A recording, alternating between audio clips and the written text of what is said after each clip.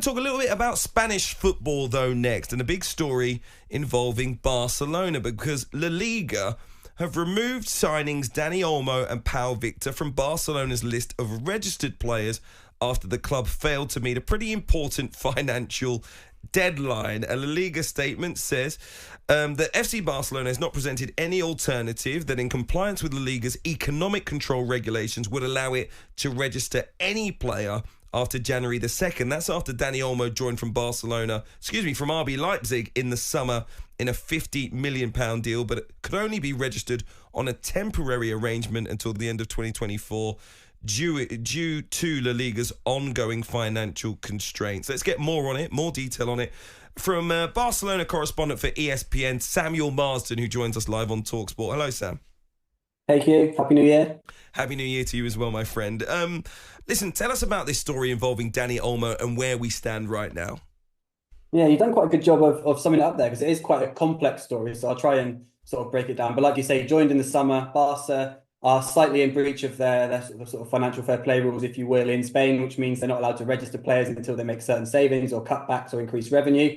He missed the first 2 games of the season unregistered. They managed to register him, as you said, until the end of the year, him and Pau Victor, on a sort of, it's called Article 77 in the rules, where they were able to register him in place of an injured player who was Andres Christensen at the time, but that only bought them time until the end of the year. So they then had, 3 or 4 months, was it, from August, to try and get within a position where they would be able to extend that registration until the end of the season. That deadline was last night, the 31st of December. So while everyone else was counting down for the new year, Barca was sort of counting down, trying to see if they could get Olmo through in time. It's not happened. La Liga have been, like you say, their statement's pretty clear for them. Dani Olmo is no longer registered. Barca sources at the club, people at the club, are still saying, look, we're going to speak on January the 3rd. We still think we can get Dani Olmo registered. They've asked the Spanish Federation, so they've gone sort of above La Liga for a new registration or a new license for Dani Olmo and for Pau Victor. But that would be, I don't know if it's quite unprecedented, but there's a lot of recent precedent where that's not been given, where players can't be registered for the second time for the same club in the same season. It's a FIFA rule as well. So that seems unlikely. So it seems at the moment that Dani Olmo will not be able to play for Barca in the second half of the season, or Pau Victor, which opens up sort of a range of sort of options, whether he stays and doesn't play, whether he goes out on loan, whether he leaves for free, which he could do by exercising his clause. But it's important to add there that both the club and people close to Olmo, people close to his camp, have said, look, that's not intention. He's not going to exercise that clause and leave for free. So I guess if he isn't registered, then the options are to stay and not play, or to go out on loan. It's a remarkable situation, really. Barca have been pushing the limit in the last few seasons, really. There's been a lot of cases where they've released statements going back to 2021, the summer that Messi left, where Gerard Piqué took a wage cut so that Memphis Depay could get registered. Jordi Alba and Sergio Busquets did the same for Sergio Aguero to get registered. We had similar situations, obviously, with the Palancas, where they were selling the future television rights to sign Lewandowski, Rafinha, and they've been pushing it to the wire quite a few times, and now they finally come up Trump. Not the opposite of Trump. Sorry, Sam. Am I right in thinking that what they're trying to do now is sell sort of future VIP seating to a company that could bring them in €100 million, and we're going to find out in the next couple of days whether that money is actually in the bank? Because until the money is in the bank, they can't say anything to La Liga, can they? La Liga has to see the money there. Yeah, this is the problem. So they explored a couple of options with Dani Olmo. The first one, they've been to court over the case. They were actually successful in court in 2023 to get Gavi's registration with the first team promoted. So they were kind of quite hopeful they would be able to win in court. They were turned down by 2 separate judges. So they've then pursued this deal, like you say, to sell future sort of earnings from the VIP boxes and VIP seats at Camp Nou, which is currently being renovated. The problem is, I spoke about the deals they've done before, where they sold TV rights. They sold a percentage in a company called Barca Studios, which they sort of create bespoke, television content, digital content, etc. But what happened there was some of the money never came in. So while La Liga granted them that sort of space, you will, at the time, that money never arrived. So the Liga are sort of right on top of this now. You've got other clubs saying, look, they did this before, money didn't arrive, and they registered players on the back of it. We need, proof of this deal, etc., etc. The problem for Barca have is they're saying, look, this deal's going to happen now. The deadline was clear. They've had this deadline since they registered Dani Olmo in place of Andres Christensen while he was injured. It was a clear deadline. It wasn't something that needed to be hurried at that time. Obviously, it weakens their hand when they're negotiating these sales. Some people say this package could be worth as much as 200 million, and they were rushing it through for 100 million at the end, etc. So I don't know how much leeway they get if they do have that money in the bank by January the 3rd, because they've missed the deadline. Deadline's a deadline, so it's going to be interesting to see what happens on January the 3rd when Barca have promised they're going to come out and explain this whole situation.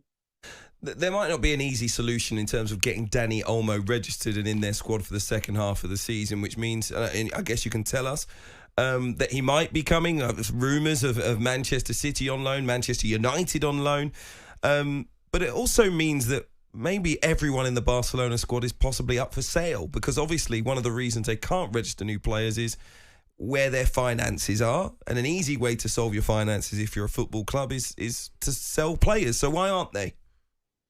Yeah, I mean, the problem is the players that people want to buy are players that Barca don't want to sell. I mean, Joan Laporta, the president, said 2 or 3 times now they've turned down offers worth over 200 million, hinting that it's from Paris Saint-Germain for Lamine Yamal. Perhaps the other player who would bring in a big fee is Pedri. There are other players who they've tried to sell in the past but have not wanted to leave. Obviously, that famous summer with Frenkie de Jong and the sort of ongoing negotiations with Manchester United, that will never happen, mainly because the player didn't want to leave.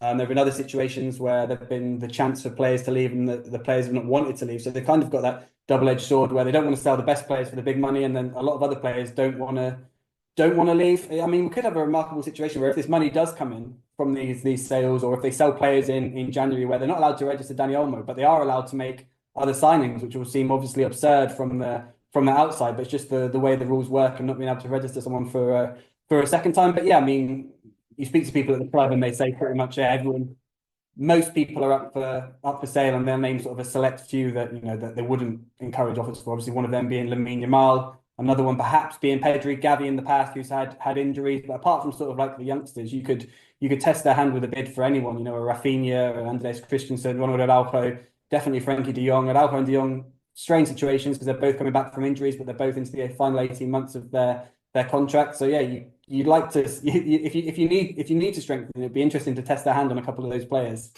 Yeah, and we've just been talking about Manchester United and what bad place they're in right now. Could we see, United perhaps trying to take advantage of this particular situation? I mean, the Dani Olmo situation is interesting. If you speak to his camp yesterday, they were sort of, the message from Barca is, look, we're sorting it. So that's the first thing. They think it's going to get sorted, even though Barca have been saying that all December. So I'm sort of loath to believe that now all of a sudden that they've missed the deadline, they are going to magically sort it. They could do, but we'll see. And then the second one is, what would happen with Olmo then? He'd perhaps go out on loan. Is that something Manchester United would be interested in? Yeah, because I know that he wants to be a Barcelona player, so I'm not looking sort of signing, but the loan market could be. Yeah, I mean, could be a good sort of 6 month stopgap for someone like Manchester United who needs someone in that sort of space. I'm not well placed to say which Premier League teams would be best suited to Olmo, but he's had a few fitness issues as well throughout his career. He's never played sort of whole seasons for Leipzig. He's been injured as well this season. He's sort of struggled to have a run of games. When he has played, he's been brilliant. Going back to the Euros with Spain, his start with Barca was fantastic. I think he's got 6 goals in 15 appearances, but he's not played enough. So you'd probably be a little bit frustrated if you invested him in loan and then he couldn't play. It's going to be interesting if he does go out on loan or what happens. It's going to be the next few days are going to be really interesting. I'm sure there are a lot of clubs who would want to take him on loan for 6 months. On AM, on DAB, via the talkSPORT app and on your smart speaker. talkSPORT.